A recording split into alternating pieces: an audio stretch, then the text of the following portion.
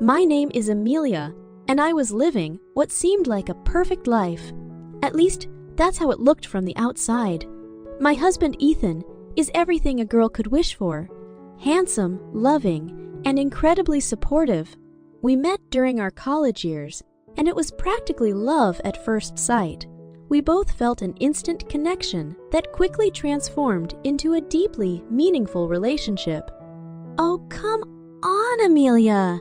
Let's go to that art gallery I was telling you about. Trust me, you're going to love it, Ethan would often say, enthusiastically pulling me into a new experience. You and your art galleries!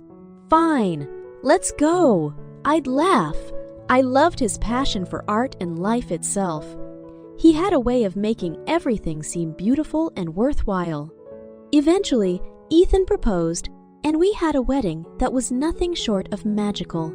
The venue was a gorgeous estate with sprawling gardens lit by the golden glow of sunset and then by twinkling stars. Our friends and family cheered, their joy palpable as we sealed our vows with a kiss. "As long as we both shall live," Ethan murmured, his eyes locked onto mine as if he were memorizing my soul. "And beyond," I whispered back.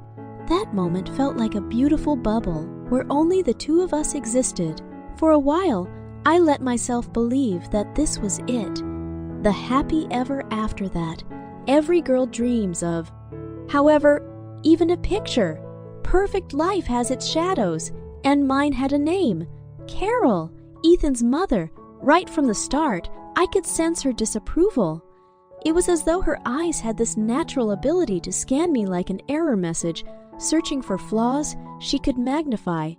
"So, Amelia, what is it that your parents do?" she'd ask, trying to sound polite during one of our first family gatherings. "My father's a mechanic, and my mom's a nurse," I'd reply. "A mechanic? And a nurse? How?" "Charming," she'd say, her words weighed down by a thick veneer of disdain. It wasn't just a question of social status or background. It was as if she thought I was fundamentally unsuitable for her son.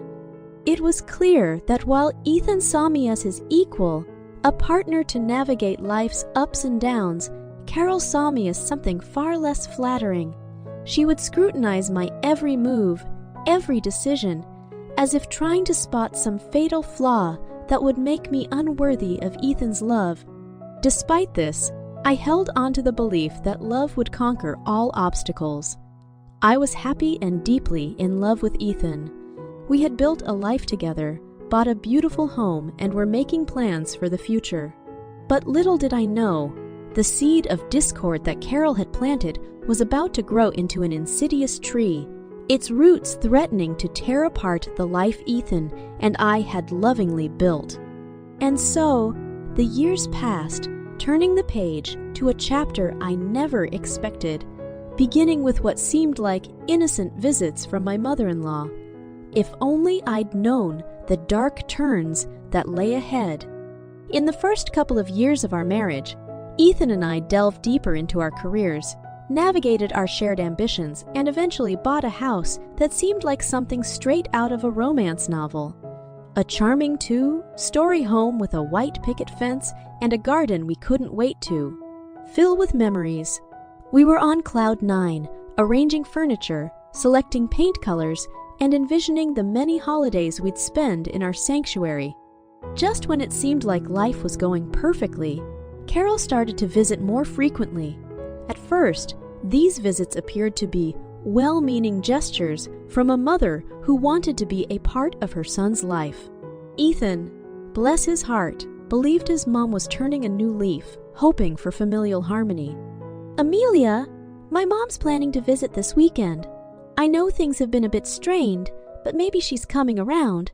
I think it would mean the world to her if you were there," he'd say, eyes filled with an optimism I wished I could share. "Ethan, it's not that I don't want to get along with Carol. I do, but you know how these visits usually go," I'd reply, hoping he could hear the trepidation in my voice. "I know, babe, but families are complicated. Let's give it another try for us," he'd say, hugging me tightly as if he could squeeze out the worry and apprehension. The problem was, these visits rarely occurred when Ethan was home. More often than not, Carol would find a way to visit when he was away on business trips. This left me alone to face her scrutiny, making the walls of my dream home feel like they were closing in on me. Carol's visits had a pattern. She would ring the doorbell, and I'd open the door with a pasted, on smile, hoping against hope that this time things would be different. "Carol, it's so lovely to see you. Can I take your coat?" I'd offer, attempting to fill the awkward silence that always accompanied her arrival. "I'm fine. Where's Ethan?" she'd snap, not even pretending to be interested in pleasantries. "He had a business meeting out of town. He should be back by tomorrow," I'd respond, trying to keep the atmosphere light. But her next words would always weigh down the room. "Just making sure my son's life is in good hands," she'd say, her eyes scanning our home like a detective searching for clues, her words dripping with double meanings that even a naive ear couldn't misinterpret. Those words would stick with me, echoing in my ears long after she had left, fueling my anxiety about the next inevitable visit.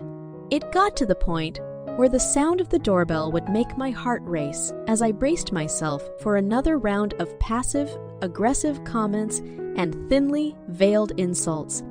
I couldn't shake the sense that Carol's visits were more reconnaissance missions than attempts to connect. It felt like she was gathering information, building some sort of case against me, though for what, I couldn't say. But that unspoken tension bubbled beneath the surface, a dormant volcano that I knew could erupt at any moment. I just didn't know how or when, until the day came that transformed those fears into a horrifying reality. Ethan had just left for a week-long business trip, and I found myself alone in our house. That solitude was a double-edged sword. On one side, I relished the quiet moments, the chance to focus on my own interests, read a book, or have a pampering self-care evening. But the flip side was the looming possibility of another visit from Carol. It felt like an impending storm, an unspoken threat that could materialize at any moment. When the doorbell rang on the third day after Ethan had left, my heart sank. There she was, Carol, standing on the doorstep with a smile that seemed as forced as my own.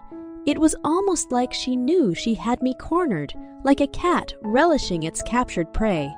"Carol, what a pleasant surprise. Would you like to come in?" I greeted her with as much warmth as I could muster. "Of course, Amelia. Where else would I be?" she said, stepping inside and looking around as if she owned the place.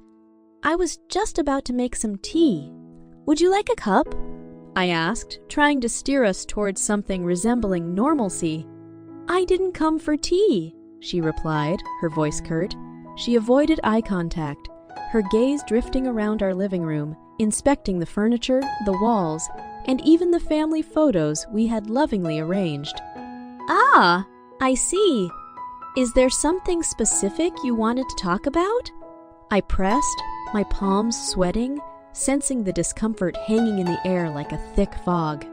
"Not particularly. I just felt like I should check in on my son's home while he's away. A mother worries, you know," she said. The implication was clear.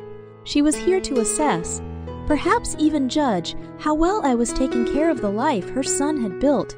"It's kind of you to worry, but I assure you, everything's fine here," I responded, my voice cracking despite my best efforts to sound confident. "We'll see about that," she murmured, almost to herself, as she sat down on our sofa, making herself at home, yet somehow making the home feel less like my own.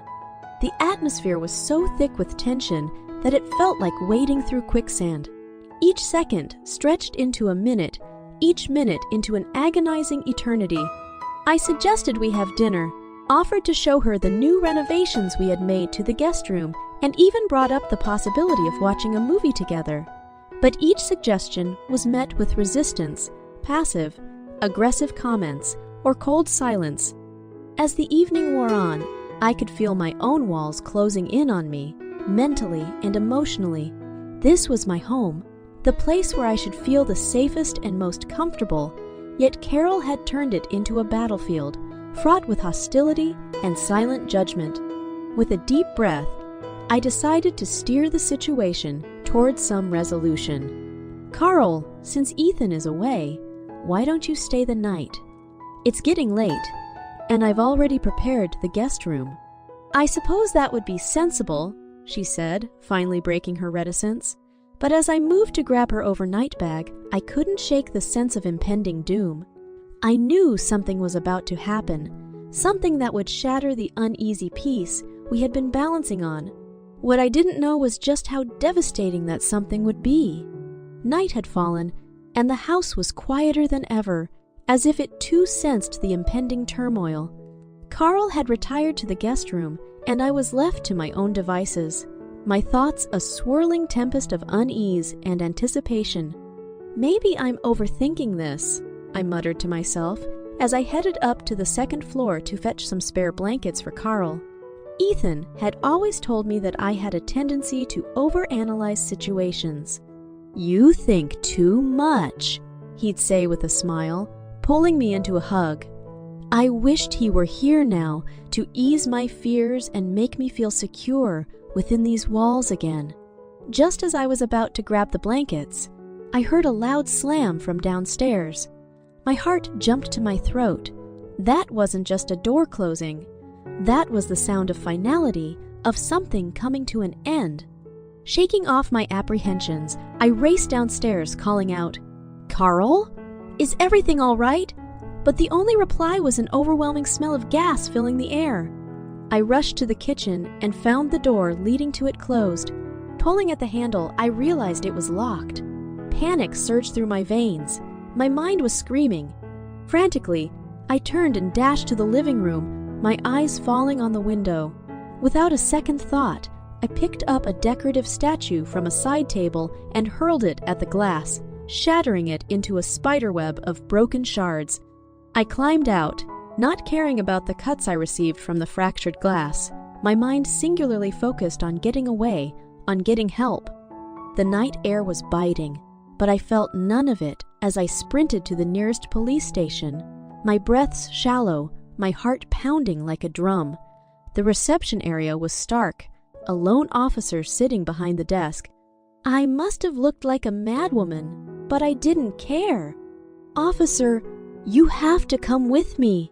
Someone's trying to burn down my house, and I think it's my mother-in-law," I gasped, my words tumbling over each other. He looked taken aback, but wasted no time. "All right, Mom, let's go. I'll call for backup on the way." As we drove back to my house, I felt a mixture of relief and dread. Relief that I was no longer alone in this nightmare, and dread for what we might find. My thoughts kept drifting to Carl. Could she really go this far? What had I done to deserve this level of malice? The sight that greeted us as we turned onto my street confirmed my worst fears. My beautiful home was engulfed in flames, a monstrous blaze devouring what was once a symbol of love and unity. Firefighters were already at the scene, doing their best to combat the inferno. The officer turned to me, his eyes filled with a complex mix of sympathy and disbelief. "We need to start an investigation immediately. If what you're saying is true, this is a serious criminal offense." "I know, officer, I know," was all I could say, as I watched the place I had once felt safe in reduced to ashes and embers. And as for Carol, she had vanished into the night, leaving behind only destruction and betrayal. It was clear that this was the point of no return, the event that had irrevocably shattered not just my home, but my trust and any lingering hope for family unity. The war had escalated into a battle, and I knew then that there could be no peace until justice was served. In the aftermath of the fire, as investigators sifted through the ashes of what used to be my life, the emotional weight was unbearable. Ethan cut his business trip short and rushed home, his face a mask of disbelief and concern, when he saw the smoky ruins of our dream home. But it was when I told him about Carol's visit, the locked door, and the smell of gas that his expression changed into something I had never seen before, a mixture of deep hurt and betrayal. "Amelia, are you certain it was my mother?" Ethan asked, his voice tinged with desperation, as if clinging to the hope that this was all a terrible misunderstanding. "Ethan, I wish it weren't true, but who else would lock the door and leave the gas on? I'm scared, Ethan. What if she tries something else?" I replied, my voice barely above a whisper. "God, I can't believe this is happening. I trusted her, Amelia." "She's my mom," Ethan muttered, his eyes distant, grappling with the harsh reality. Before we could further digest the magnitude of what had happened, the police called us in to make official statements. We walked into the police station, the gravity of the moment sinking in. This was the point of no return. Once we took this step, our lives would be irrevocably changed. "Mrs. Amelia, can you recount what happened the night of the incident?" the investigator asked as we sat in the sterile environment of the interview room. I did my best to recall every detail, every moment that led to the horrifying event. She came to visit. It wasn't uncommon, but this time was different. She knew Ethan was away. And then the smell of gas. And then the smell of gas. And then the locked door, I recounted, my voice shaky. "And you're sure it was Carol who locked the door?" the investigator pressed. "I can't prove it, but the house was fine before she came, and she was the only other person there," I said, meeting the investigator's gaze with grim resolve. "Mr. Ethan, do you have anything to add?" The investigator turned to Ethan. Looking defeated, Ethan sighed deeply before speaking. "As much as it pains me to say this, Amelia has no reason to lie. We need to find my mother and get to the bottom of this." Days turned into weeks as the investigation continued. The tension between Ethan and me was palpable, not because we doubted each other, but because we were both grappling with the enormity of what had been done and by whom. The foundation of our family had been shattered, and we were struggling to pick up the pieces. Finally, the day came when the police had enough evidence to arrest Carol. When the handcuffs clicked around her wrists, it was as if years of tension, years of dread and fear had culminated in that moment. "Ethan, what are we going to do now? Can we really move on from this?" I asked, a heavy weight lifting off my shoulders, but leaving behind a void filled with questions and uncertainties. "I don't know, Amelia," Ethan said, wrapping his arms around me, "but whatever happens, we'll face it together." As we stood there, I knew that this was just the beginning. There would be trials, both legal and emotional. Lies would unravel, and truths would be laid bare.